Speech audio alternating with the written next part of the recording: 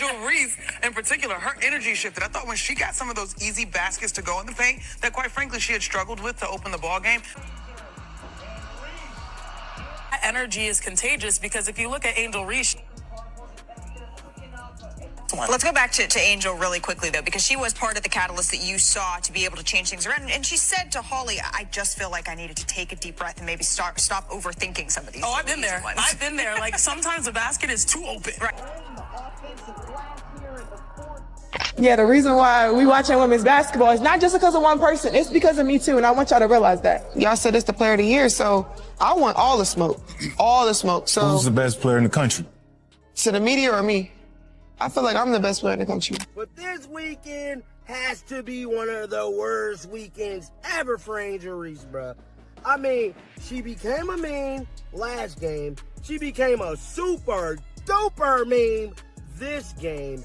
And all I got to tell you is, Caitlin Clark truly gets the last laugh, man. Make sure you guys... She had it. The entire game was sitting in her hands for one clean opportunity. With the score tied at 81 and the final seconds disappearing, Angel Reese found herself completely open at the rim with a chance to hand Caitlin Clark and the Indiana Fever a crushing loss. No defender was there to challenge her.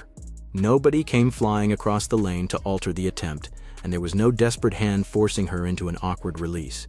Reese simply had the shot she wanted at the most important moment of the night, and she couldn't convert it. The ball came off the rim, the opportunity vanished, and what should have been the decisive basket instead became the moment everyone remembered. And I get one final chance, 81-81, to take this game, resulting in this circus act of a play. Ryan Howard disrupted by Sophie Cunningham, pretty much to Angel Reese right under the basket, who blows it. Naz Hillman gets the rebound, again, blows it. So the game goes into overtime. And I gotta say, Angel Reese looked really upset blowing that layup, but I think what's going really viral right now and making the rounds on social media is Caitlin Clark's reaction. She walks right behind Angel with a cheeky smile. That missed layup is why this story exploded into something far larger than one basketball possession, because within seconds, the conversation stopped being about the shot, the scoreboard, or even the 40-plus minutes of basketball both teams had just played. Social media immediately attached an entirely different storyline to the moment. According to rumors that have spread aggressively throughout WNBA circles online, Reese supposedly wasn't merely frustrated about failing to finish the game winner. The claims went much further, suggesting she was so angry about what happened afterward that she was considering legal action. And the person supposedly at the center of that threat wasn't an official, the league, or anyone responsible for the game itself. The rumors specifically pointed toward Caitlin Clark, all because Clark was allegedly seen laughing after Reese missed. Reese was terrible. Speaking of terrible, Angel Reese never beating the allegations. This was to open the game. With Reese leaking out, finds her. Lee Sheet, that was awful. Wow, that was awful. One more good time. It did a...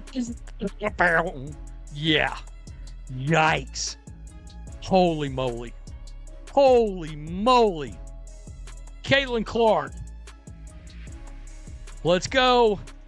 Down the court. Yeah, let me just pass this ball into AB. Oh, that was nice. That was nice from Caitlin Clark. How about Caitlin Clark cooking Angel Reese? Working behind ball. Reese had everything she needed on that possession. She received the ball near the basket, found herself with an uncontested opportunity to finish the game without overtime, and missed a shot she has undoubtedly converted countless times throughout practices and competitive games. Naturally, the television broadcast immediately focused on her reaction. That's what cameras do when somebody misses a potential game winner. Reese looked devastated.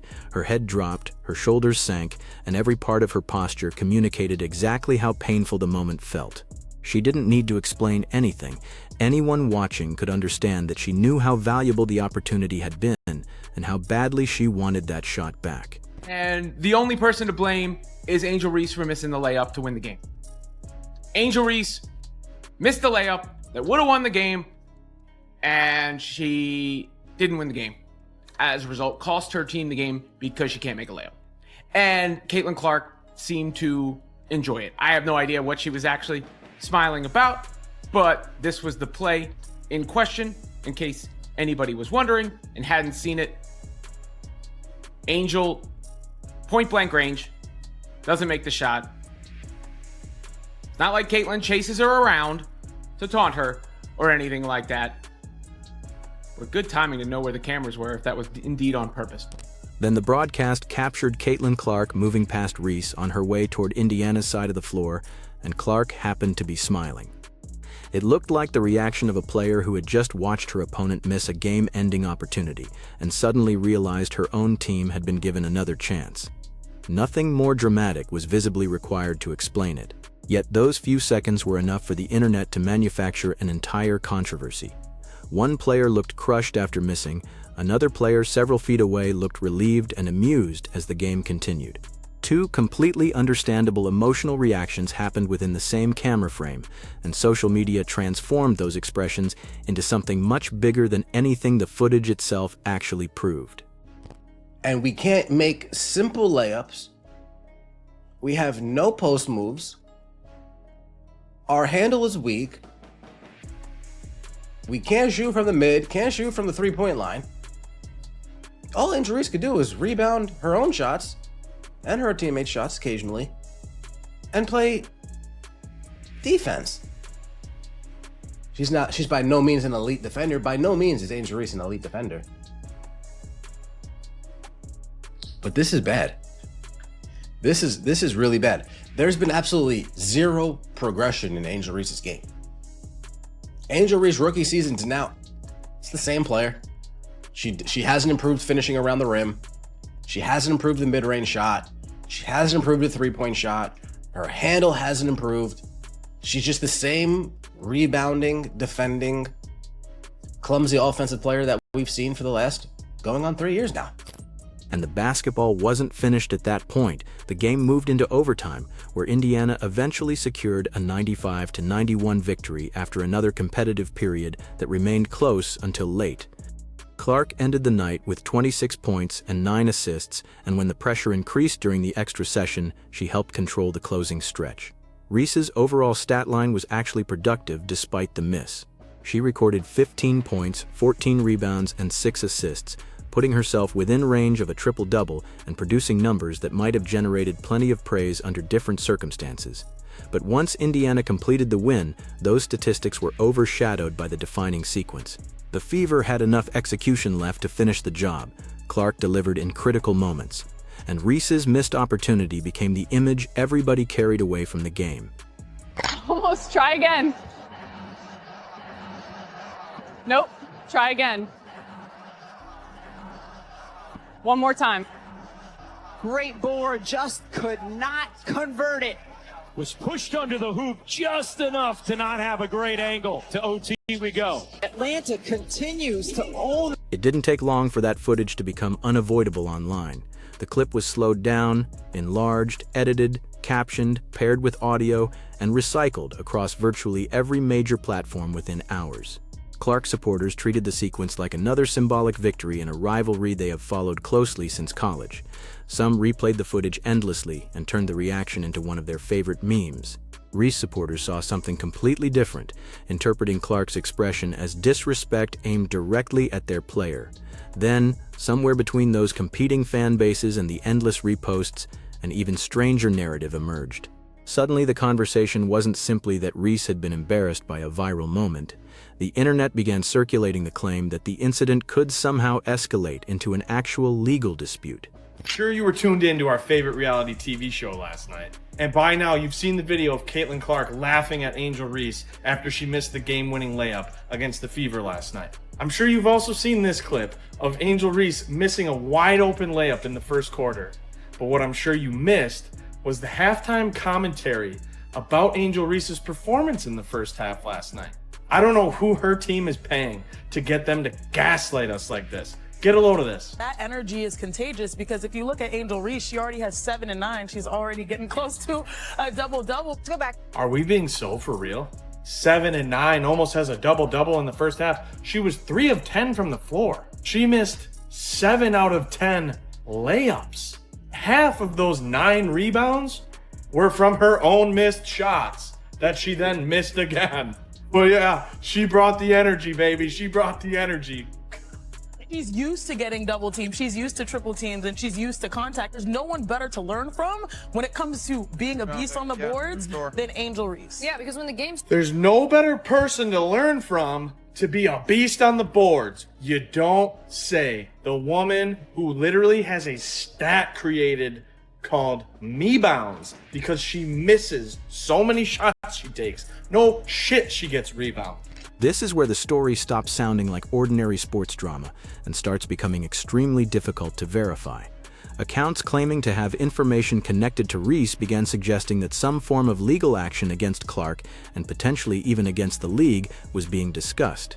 But the supposed evidence has largely consisted of gossip posts, reposted screenshots, and claims that have not been tied to any clearly identifiable court filing.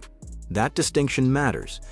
An online rumor saying somebody is considering a lawsuit is very different from an attorney filing an actual complaint. Yet the version spreading across social media has continued growing anyway, with some posts even implying that Clark somehow helped create or orchestrate the humiliating moment. The underlying argument appears to be that laughing after Reese's miss on a nationally televised basketball court crossed a boundary serious enough to deserve formal consequences. She is the worst offensive player. She's not very offensive She's competent, so bro. Bad. Caitlin Clark laughing at Angel Reese's missed layup. Generational meme. To lose the game. Here it is. Here's the video. She can rebound everything, but bro. Andre Drummond as hell down there, cuz. Now I heard you say, and I know you like her, Betty. You're like, she averages 15 and 12. I'm like, bro, you watch these games. You're like, how does she ever score? Come on, bro. She's an elite rebounder. So bad. Elite rebounder, bro. And you need those. You need those to win. You need those players on your team, bro. She's super famous rebounder, bro. Oh, how bad did she want to hit the game winner against Caitlin Clark's team? You know what I mean? Yeah. That was devastating. I would say, my opinion is that Angel Reese averaging 15 and 12 is an indictment on the league. But consider what would actually have to be established before a moment like this could become a meaningful legal claim. Someone would need far more than footage showing a rival smiling after a missed basket. There would have to be a recognizable legal theory, provable harm, and conduct satisfying the elements required for that claim. A competitive reaction during a professional sporting event does not suddenly become defamation merely because it embarrasses another athlete. Nor does one smile automatically establish actionable harassment or some obvious civil wrong. Public commentary surrounding the rumor has therefore been overwhelmingly skeptical, with lawyers and legally minded observers treating the idea more as internet absurdity than a credible courtroom dispute. Competitive athletes have mocked misses, celebrated failures, talked trash, stared opponents down, and laughed at each other for generations. If those reactions alone created viable lawsuits, professional sports would generate litigation after practically every heated game. And Angel Reese knows a ring is coming.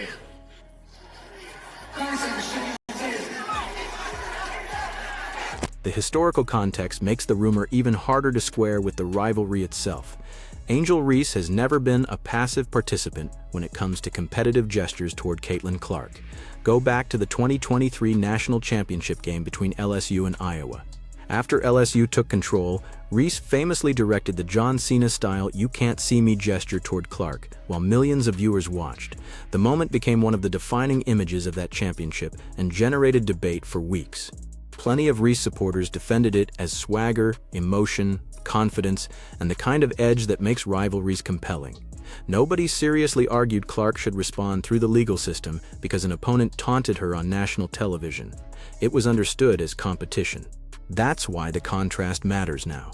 If taunting can be defended as part of sports when Reese delivers it, then a smile from Clark after Reese misses cannot suddenly become something fundamentally different merely because the emotional roles have been reversed. Underneath all the noise, the real issue appears much closer to humiliation, rivalry, and losing than anything resembling a genuine legal dispute. Angel, Angel, Angel. I'm gonna keep this one nice and sweet. Cause I really don't wanna roast you, especially the way you just got beat. But you gotta start fucking playing like you're Angel motherfucking Reese.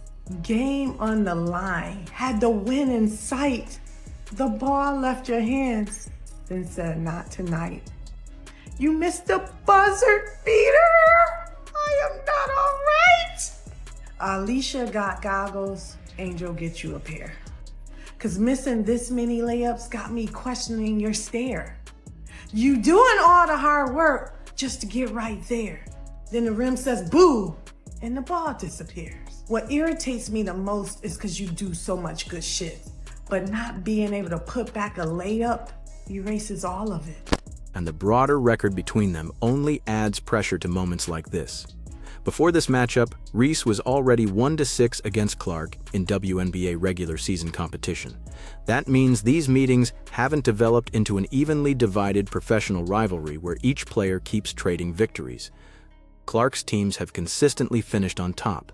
The missed layup didn't create that history, but it instantly became another highly visible chapter in it because millions of people could watch the exact second Reese had an opportunity to change the ending and failed to capitalize. At the same time, Clark's production and national profile have continued rising. She is averaging 22 points and 8.3 assists per game this season, with her playmaking placing her at the top of the league in assists and helping fuel legitimate MVP discussion. Reese, now playing her first season in Atlanta following the off-season trade, is producing 15.6 points and 12.1 rebounds per game. Those are meaningful numbers and substantial nightly production, but the attention surrounding Clark and the awards conversation around her remain on another level. But it's actually Indiana that has 7 points off of the turnovers that Atlanta has created until we saw Angel Reese, shout out to our teammate, Angel Reese in particular, her energy shifted. I thought when she got some of those easy baskets to go in the paint that quite frankly she had struggled with to open the ball game, that's when you saw this defense begin to pick up its energy, this dream squad to begin to play with a little bit more confidence. Yeah, athletes know it's not how you start, it's how you finish, and that energy is contagious because if you look at Angel Reese, she already has 7 and 9. She's already getting close to a double-double, but then also, if you think about, on the other side here, you're seeing the Indiana Fever, they're just being a little bit methodical as well because I like these good to great plays. You see Caitlin orchestrating. It's like both sides are leaning into their strengths on this one. Let's go back to Angel really quickly, though, because she was part of the catalyst that you saw to be able to change things around. And she said to Holly, I just feel like I needed to take a deep breath and maybe stop overthinking some of these. Oh, I've been there. Before Shanae answered, y'all saw how Shanae was like... That's also why this particular loss landed at such an inconvenient moment for Reese. In the weeks before this game, the conversation around her basketball had actually become increasingly positive. Analysts were highlighting her rebounding dominance, improved passing from the post, and an expanding all-around game that had produced multiple performances flirting with triple-double territory. For once, the praise wasn't simply being driven by rivalry discourse or social media arguments. Reese was earning legitimate basketball credit through sustained production, while Atlanta was building the profile of a team capable of making noise in the postseason. Then came the Indiana game, and a single missed finish that immediately swallowed much of that momentum online. Instead of discussing the full body of work, everyone replayed the possession where Reese couldn't finish at the rim, with the game hanging in the balance. For a player constantly scrutinized over finishing efficiency and pressure moments, that replay hit directly at an existing criticism. That's a much more difficult basketball reality to confront than whatever Clark's facial expression may have meant afterward. For 3 hours yesterday, I watched ESPN polish the turd. For 3 hours, I listened to ESPN as they tried to convince me that Angel Reese is an elite basketball player. Now, to her credit, Angel Reese is an elite pretender. On paper, she looks great.